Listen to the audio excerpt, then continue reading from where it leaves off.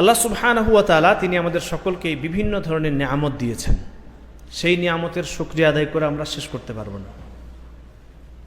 শুকরিয়া বলতে শুধুমাত্র আলহামদুলিল্লাহ পড়া না, যে কোনো নিয়ামত তার শুকরিয়া বলতে শুধুমাত্র আলহামদুলিল্লাহ পড়ে দিলেন জি না।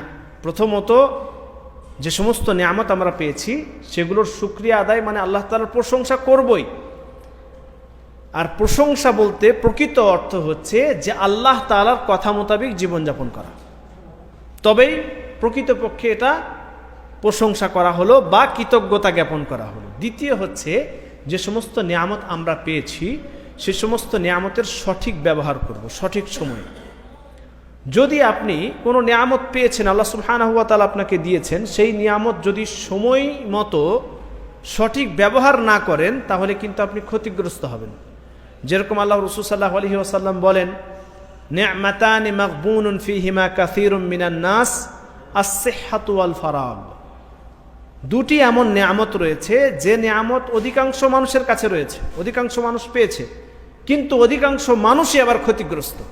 একটা হচ্ছে সুস্থতা, দ্বিতীয় হচ্ছে অবসর সময়। মানুষ যখন অসুস্থ হয়ে যায় তখন বুঝে যে সুস্থতা কত বড় নিয়ামত। যখন সুস্থ থাকে তখন কিছুই বুঝে আসে না। যখন আপনার শরীর খুব ভালো ছিল তখন আপনার সেই সুস্থতার কোনো কিমাত আপনি দেননি। যখন অসুস্থ হয়ে গেছেন তখন আপনি ভাবছেন যে রাত্রেবেলায় উঠে যদি তাহাজ্জুদ নামাজ পড়তে পারতাম। তখন আপনি ভাবতে শুরু করলেন সুন্নত নামাজগুলি যদি সময় মতো পড়তে পারতাম। তখন তো আপনি পারছেন না, অসুস্থ, বেডে শুয়ে আছেন। তো মানুষ যখন অসুস্থ হয়ে যায় তখন সুস্থতার গুরুত্ব এবং তার কিমাত বুঝে। ওই জন্য আমরা অধিকাংশ মানুষ ক্ষতিগ্রস্ত এ কারণে যে সুস্থ থাকার পরেও আমরা বিভিন্ন ধরনের ভালো কাজের সাথে যুক্ত না, অথচ আপনি পারবেন এসব। আপনি এখন উদাহরণস্বরূপ শাবাব, আপনি এখন যৌবনকালে বিভিন্ন ধরনের ভালো কাজ করতে পারবেন, বিভিন্ন ধরনের সমাজমূলক কাজের সাথে আপনি জড়িত হতে পারবেন, বিভিন্ন ধরনের ইবাদত আপনি করতে পারবেন, রাত্রে তাহাজ্জুদ নামাজ পড়তে পারবেন, সুন্নত নামাজগুলি সময় মতো পড়তে পারবেন, যেগুলো শারীরিক কষ্টের কাজ সেগুলো আপনি করতে পারবেন, সমস্ত ধরনের রোজা রাখতে পারবেন। রোজা রাখা আপনার জন্য সহজ। এখন আপনি 30 বছর 35 বছরের বয়সের, কোনো অসুবিধা হয় না। কিন্তু যখন 60-70 হয়ে যাবে তখন আপনি পারবেন? জি না। তখন আপনি হয়তো ভাববেন যে 30, 35, 40 বছর ছিল তখন যদি রোজা রাখতাম, সপ্তাহ রোজাগুলো যদি তখন রাখতাম, তাহাজ্জুদ নামাজটা যদি তখন পড়তাম, তো তখন আপনার বুঝে আসবে।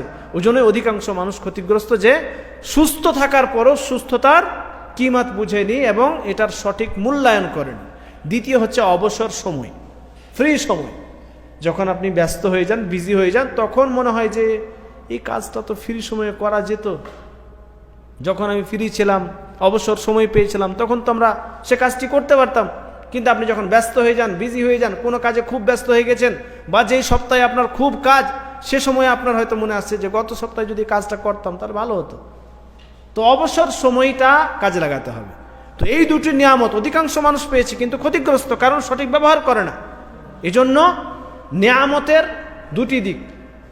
নিয়ামতের প্রথমত শুকরিয়া আদায় করতে হবে, আল্লাহ তাআলার কাছে প্রশংসা করতে হবে এবং আল্লাহ সুবহানাহু ওয়া তাআলার কথা মোতাবেক জীবনযাপন করতে হবে, যাতে করে প্রকৃত কৃতজ্ঞতা জ্ঞাপন করা যায়। দ্বিতীয় হচ্ছে যে নিয়ামত আল্লাহ সুবহানাহু ওয়া তাআলা আপনাকে দিয়েছেন সেটার সঠিক মূল্যায়ন করতে হবে। সঠিক সময়ে সঠিক কাজ যদি আপনি না করেন তাহলে সফলতা পাবেন না। সঠিক সময়ে সঠিক কাজ যদি আপনি না করেন তাহলে পরে আপনি ক্ষতিগ্রস্ত হবেন। ফলে আমরা চেষ্টা করব। এখানে আল্লাহ রাসূল সাল্লাল্লাহু আলাইহি ওয়াসাল্লাম দুটি নিয়ামতের কথা বললেন। বিভিন্ন ধরনের নিয়ামত আমরা পেয়েছি, যে নিয়ামত যেই ব্যক্তি যেরকমভাবে পেয়েছেন, বিভিন্ন ধরনের নিয়ামত আমরা পেয়েছি।